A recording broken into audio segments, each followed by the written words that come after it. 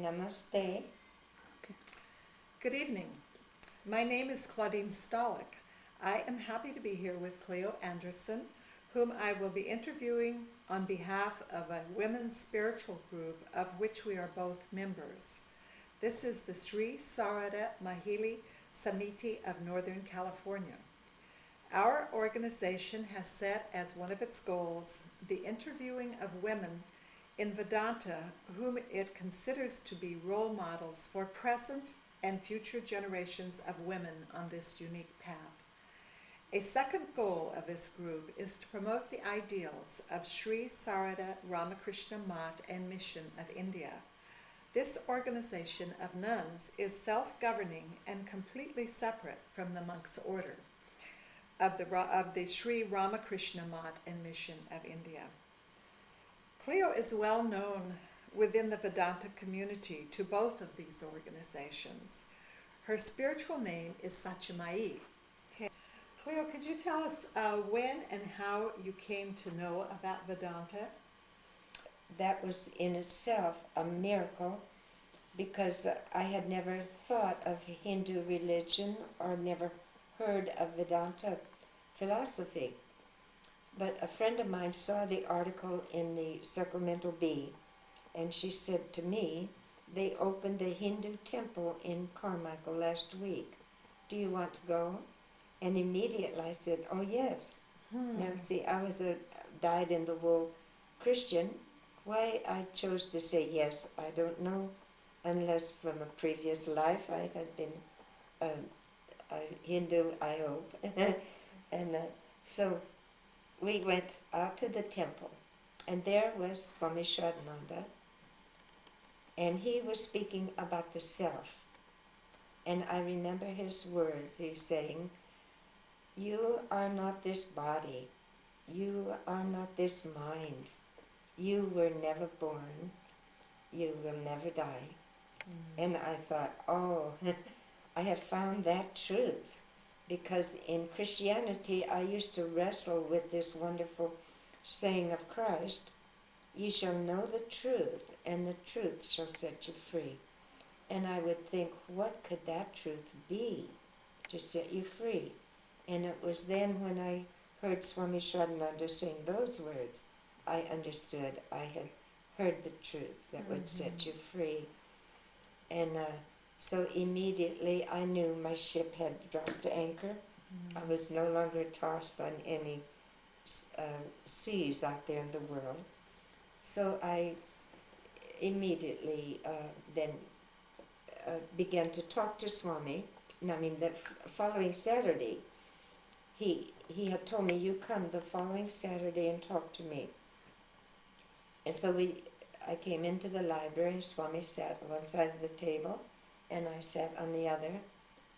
And I began to try to talk, but I couldn't talk. Just tears began pouring. And I said, I can't talk, Swami. So he said, you come again next Saturday. And then I came again next Saturday. And then again, I couldn't talk. I just cried. And then I said, well, Swami, I'm grieving for my mother. She just died a month ago. He said, no, those tears are not for your mother.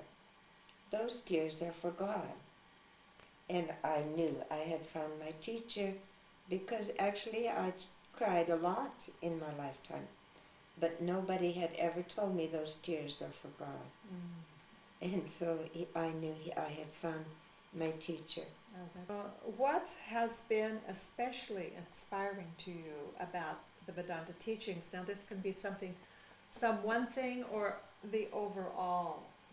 Yes, I can answer that. It is the Upanishads. This is what I love and what Swami Shraddhananda taught so perfectly, so fully. He was an Upanishad teacher. And so that was that great truth that the world is waiting for, really. It's the highest truth ever. How would you describe truth? Oh, the truth of what Vedanta tells us is that at this level, this is relatively true, it's Maya, but that truth is that we are not these bodies, we are not these minds, just as Swami said, our true self is one with God. I mean, it is never born, never dies. So that is the highest truth. Yeah. So, And it sounds so right when you hear it. yeah, When we hear it, that we're never born and we never die. That it's a continuum. yeah. And we just change bodies like we change our clothing. Okay, were there any specific people who especially inspired you on your spiritual journey, other than who you've already described as Swami Shravananda? Yeah, there were, I think when I came to Vedanta, well, actually, I had always loved the Catholic nuns. But then when I saw these Vedanta nuns, the Santa Barbara and Hollywood and San Francisco nuns, I really felt inspired that there were women like this in the world. And then later, when I went to India, again, I was just thrilled to meet the Vedanta nuns, the Ramakrishna Sarada mission Ramakrishna nuns in Calcutta, and then I stayed with the nuns down, that order of nuns down in Kerala for 3.5 months. So during that 10-month visit to India, I really got to spend a lot of time with those wonderful women. And I saw for the first time what the woman's pure nature really is. Very high, very pure. And so that has been my inspiration. And strong and dedicated. Yes. Yes. And then later on, some of these nuns came to this country. Yes, in 1993 they came for the first time for the centenary of Swami Vivekananda's addresses at the Chicago Parliament of Religions in 1893. So these 3 nuns came then, Pravrajika Vivekaprana, Pravrajika Buddha Prana, and the now General Secretary, Pravrajika Amalaprana. And they spoke at that Parliament of Religions. Then they came, Vivekaprana and Amalaprana came to Sacramento, and that's when our women at the Vedanta Society became acquainted with them. And we've been closely associated with them ever since. Yeah, they've been coming almost every year. Yeah, one or the other of them, and this is the first time that someone other than Vivekaprana or Amalaprana has come. But we have made the establishment with the Sri Sarada Mat in India, and they can feel our hunger. Don't you sense that? Yes. That for the women to for the nuns to be here. Yeah. And We want them here very much. oh yes. And do you think it's maybe we mentioned it before, but you speak of your response to the nuns and how that made you feel, that and identifying with a holy person that was a woman. Yeah. On a high level. Yeah. And do you think this is important for American women? I do. I think that American women are really looking for this when they talk about freedom. Women have come out of the home into the office and into high positions, but still not touch their spiritual being. And until they touch that, they're not going to have real peace. I see in the women of India real deep peace because their religion is very deep. And for centuries, they've had religion. So that's what the difference, I think. The Indian women have a quality of strength that's quiet and pure and very inspiring. And strong. And strong. Yeah. And who was it that said, or maybe it was you, that said America needs a mother. Oh yes, Yeah. yes, I did. Was that you? I said to Moksha Prana, Uh-huh. America has no mother. You must come. And what did you mean by that? I meant that we don't have a concept of the glory of motherhood. We have the glory of wifehood and even sisterhood, but mothers are not revered in this country at all like they are in India. And as we learned from Ramakrishna and Swami Vivekananda about um, the divinity of the feminine, actually, I wanted to say that this is the first time that an avatar has been born to invoke the power of Shakti.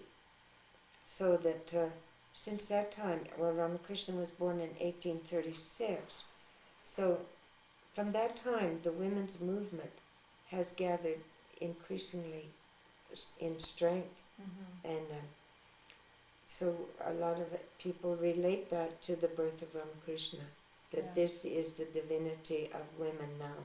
It would be sort of hard to convince a lot of women, and yet the coincidence is very interesting. That since the birth of Ramakrishna and his invocation of the Shakti power, and could you explain that a little bit? What that means, the invocation of the Shakti power? To invoke the spiritual power, I could say, like Christ as an avatar, Christ invoked the brotherhood of man, the power of the brotherhood of man. So our Christian tradition is talking about they're always stressing brotherhood, but as we see clearly now, that power of that avatar has run out because men all over the world are fighting more fiercely than ever. So if 150 years ago a new power was invoked, then women, I think, have to take their responsibility for the state of this world. And that women's place is no longer just a backup for her particular man. They need to take responsibility for the children of the world, and the terrible plight of children all over the world starving to death, being used badly. This is women's work, and I think that's what the women have to take seriously. And so this idea of women as mother is a very important concept for the women themselves to accept, and like you say, take responsibility for. Yeah, and the women. It's very important. Yeah, it is. It's a career. It's more than a career, isn't it? Oh, it's a recognition of the truth. I am mother to every child, and Holy Mother demonstrated that. Women have that capacity to think when they hear a child cry, any child, they do say, but I think men, the dharma of a man is to protect his own family. But there's something about, like Holy Mother demonstrated, that every child is hers. Every man, every person is her child. I think that is a nature of womanhood, and that women have to begin to look seriously at that, because I don't think it's a man's duty. A man's duty is different. It's not a man's duty to take concern for the children of the world. It seems to me women's duty. So that's my answer. Okay, a very good answer. So next question, what are some of the obstacles you faced in practicing Vedanta early on? Okay, I think no obstacles from outside at all. Once I met my guru, the obstacle was only my own egotism, my inability to let go of total identity here with this body and this mind to identify with my true self. So that is, I think, everyone's obstacle in spiritual life. It doesn't come from outside, it's our own resistance. And I had plenty of that. Well, you're not alone. I think that the idea of the ego is sometimes kind of hard to nail down. And one of the reasons, don't you feel, is because we make it so real. Oh, yeah. Yeah, that this is who we are. We are our bodies, we are our minds, and we are,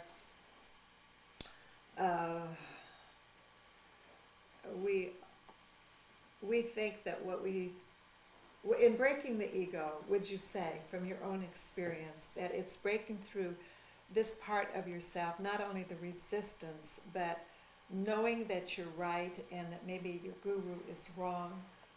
Oh, Did you ever have that idea? oh no. I Oh, don't okay. think so. Well, that's good. Then, but he really knew you, and Yeah. do you feel that that he could sort of zero in on what you needed to work on? And Oh, yeah. He knew. He knew how to attack the ego. yeah, okay. And now the next question has to do with how have the Master, Holy Mother, and Swamiji, meaning Swami Vivekananda, how have they inspired you? All right. They have demonstrated how Vedanta, how you live Vedanta in the world. And they have said that they never have taught anything but the Upanishads. So they are the ideal teachers for Vedanta and for Hinduism. I love to live in India because there you see Vedanta in practice. The humility of the people, they're not so strongly egotistical. They have in there, seem to have inherited this knowledge of the self, of the Vedantic truth. So for Ramakrishna and Holy Mother, well, we have not seen any kind of idea like that in the West. So living there in India, you're surrounded by their lifestyle and their culture. They are Hindu culture personified. And so I say that it's very difficult for us in the West to, as Ramakrishna said, jump from the patio to the roof. We don't have the steps to the roof that Hinduism has built into the culture there. So it's easier for them. But so how America will bring those Vedantic truths into practical life, I don't know. But Hindus do it through gradations of the gods and goddesses, the making this world not so real, not the only reality. See, they have another level of relating to reality. Which is difficult for the Western world because we live so much in physicality. Yeah, we're Yeah. convinced this is a material world and anything else is superstition. So we have a problem with that. That's the acquiring of and deifying almost our houses and cars and Oh, yeah. boats and pretty clothes and all of it. Yeah. Now, I'm sure some of the most beautifully dressed people I've seen have been Indian women. It's quite astounding. And I've noticed as I've been listening to you talk about how the Master invoked the Shakti power and of Holy Mother being a woman and of being a prime example of looking after, like the whole world was her children, were her children. Anyone that would come to her as a supreme mother. And then Swami Vivekananda also had an extremely high regard for women. Mhm. That, yeah, go ahead. Well, that was really the thing we have to love about Swamiji, that he felt that the women of the world must be lifted, and that they must be educated, and that they are the teachers of the children, so it's essential that they be educated and raised. And whenever he was in fear of giving up his life, or that his life was coming to an end, he would say to whoever was near, always remember, it's the women and the masses, and That have to be uplifted. that to be uplifted. And so I think the work of the Satyamayi is just so huge to inspire the women of the world at that level of spirituality. You see, Satyamayi had one of the nuns told us here, no male figure at any level, even to all the way to God, because there's no priest above them, no bishops. The Catholic nuns have freedom, but not at all like these nuns. And even their concept of God is mother. So all the way, women are free. And to be a responsible person, you need to relate to that spiritual freedom all the way to the top. So to me, God as mother is a very important change in my life. I see that I came to Vedanta actually through my own mother. And now I see my way very clearly that it's through these nuns of Satyamayi. And my guru was particularly, he was particularly keen that the Satyamayi nuns should come to this country and have every opportunity to grow and develop here. Because he, as Swamiji too, felt the women of the West had the great capacity for spirituality. They had developed great strength and self-confidence, and that all they needed then was their spiritual depth.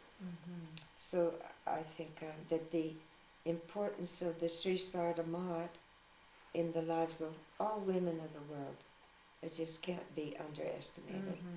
Well, Swamiji, in many passages in the complete works that were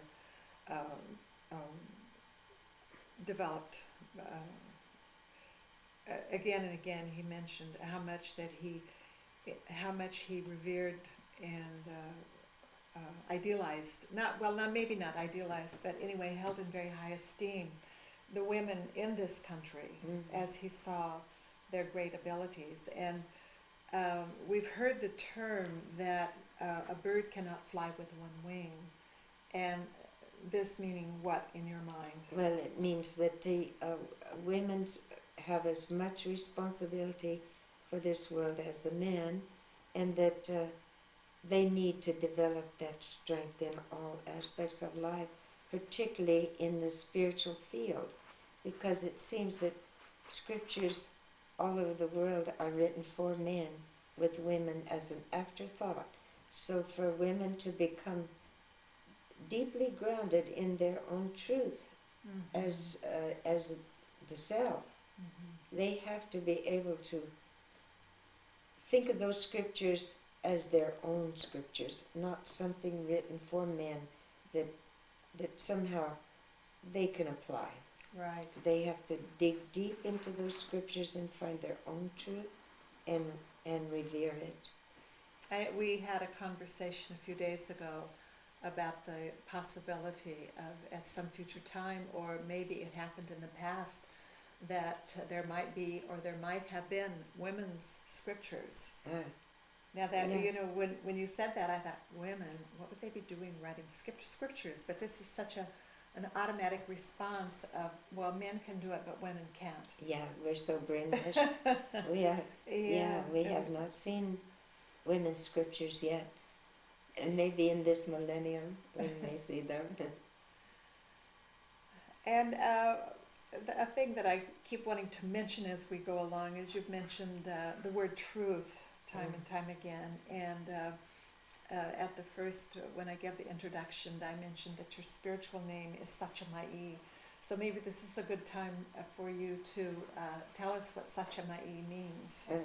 It's her Sanskrit spiritual name. It's the name my guru gave me, and he explained it. Satya is the word for truth in Sanskrit, and Mayi means permeated by or filled with. So he gave me a name I naturally loved, and I'm very happy with that name. Which fits your quest in life. It fits my quest, yes, because that's what I wanted to know. And he must have seen that within you. Yeah. Okay. Did you adopt a routine of spiritual disciplines? And if so, could you describe the routine and its significance in your life? Yes, I can. When I first came to work or to be with Swami here in Sacramento, he set out the spiritual program that each of his disciples should follow, and the similar. But for me, I was free to spend all my time at the society, and so he said, you develop this program, you take your shower, meditate early, have a breakfast, and then come to the center at 8 o'clock. And 8 o'clock you walk around the whole compound. And then he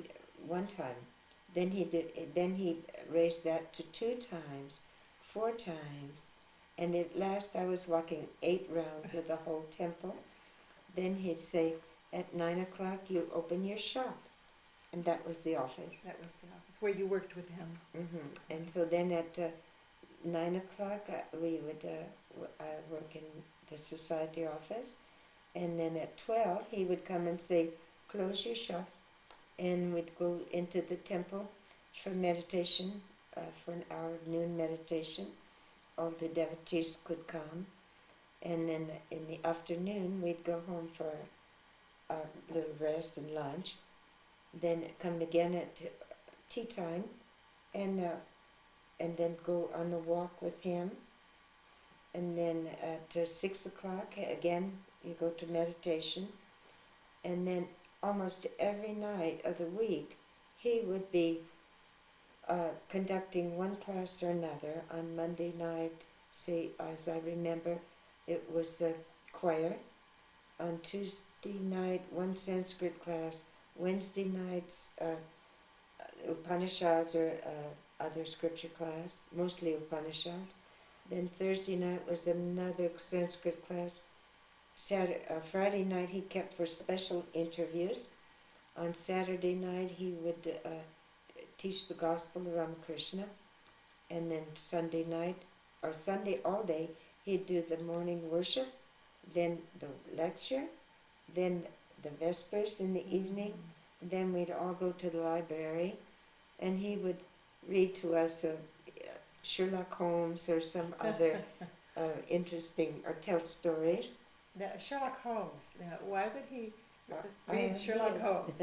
I like to tell this because he says that all the clues, he said, Mother has put all the clues in this Maya, and you can, if you're clever as Sherlock Holmes, you can get those clues, and you can find out this world is not what you think it is. She has, but you have to be a Sherlock Holmes. The Vedanta of Sherlock Holmes. It's an easy way to take it. Okay.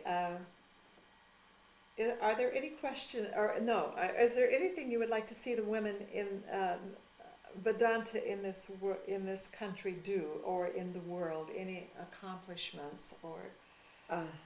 I would like to see them seriously support Satyamayi coming here, and I would like them to take their spiritual life very seriously, not just for themselves. As Swamiji said, forget about yourself, think about others. And I think for the children of the world those children will become the men and women of the world.